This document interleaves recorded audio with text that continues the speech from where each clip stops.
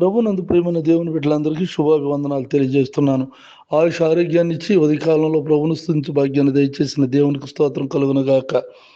రాబో శోధన కాలంలో నేను నిన్ను కాపాడేదను.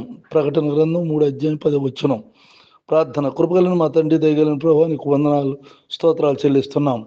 లోకమంతటి మీదకి రాబోయే ఆ శోధన కాలంలో మమ్మల్ని తప్పించే దేవుడవు నీ ఒక్కడవే తండ్రి. నాయన, నేను మిమ్మల్ని విడువని ఎడబాయని సెలవిచ్చిన తండ్రి, ఇదిగో ఈ ప్రార్థనలు ఏకీపిస్తున్నటువంటి ప్రతి ఒక్కొక్కరిని నాయన విడువకి ఎడబాయికి ఆదరించు.